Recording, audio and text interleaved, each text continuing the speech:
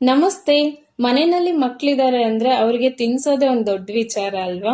ಯಾವುದೇ ಜಂಕ್ ಫುಡ್ಗೆ ಅವ್ರನ್ನ ಅಡಿಕ್ಟ್ ಮಾಡದೆ ಹೆಲ್ದಿ ಮತ್ತೆ ರುಚಿಯಾಗಿರುವಂತ ಮನೆ ಊಟನ ಅವ್ರಿಗೆ ಅಭ್ಯಾಸ ಮಾಡಿಸೋದೇ ತಾಯಂದ್ರಿಗೆ ಒಂದ್ ದೊಡ್ಡ ಟಾಸ್ಕ್. ಇವತ್ತು ನನ್ ಮಗನ ಹಾಲಿಡೇಸ್ ಫುಡ್ ರೂಟೀನ್ ಅನ್ನ 1 ನಿಮಿಷದಲ್ಲಿ ತೋರ್ಸೋಂತ ಪ್ರಯತ್ನ ಮಾಡ್ತಾ ಇದ್ದೀನಿ. ಯೂಶಲ್ ಆಗಿ ಅವ್ನ್ ಡೇ ಸ್ಟಾರ್ಟ್ ಆಗೋದು 1 ಲೋಟ ನೀರಿಂದ. ನೀರ್ ಕುಡ್ದು ಬ್ರಷ್ ಮಾಡಿ ಸ್ವಲ್ಪ ಡ್ರೈ ಫ್ರೂಟ್ಸ್ ಜೊತೆ 1 ಲೋಟ ಗಂಜಿ ಅಥವಾ ಜ್ಯೂಸ್ ಯಾವ್ದನ್ನ ಮಾಡಿರ್ತೀನೋ ಅದನ್ನ ಕುಡಿತಾನೆ.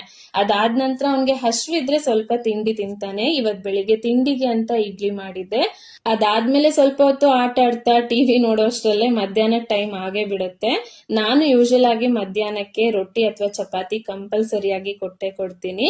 ಅದ್ರ ಜೊತೆ ತರಕಾರಿನೂ ಕೂಡ ತಿನ್ನೋ ಅಭ್ಯಾಸ ಆಗುತ್ತಲ್ವಾ ಮಕ್ಳಿಗೆ. ಹಾಗಾಗಿ ಆದಷ್ಟು ನನ್ನ ಇಬ್ರು ಮಕ್ಳು ಊಟದಲ್ಲೂ ಕೂಡ ಹೆಚ್ಚು ತರಕಾರಿ, ಡ್ರೈ ಫ್ರೂಟ್ಸ್ ಹಾಗೆ ಹಣ್ಣುಗಳಿರೋ ತರ ನೋಡ್ಕೊಳ್ತೀನಿ.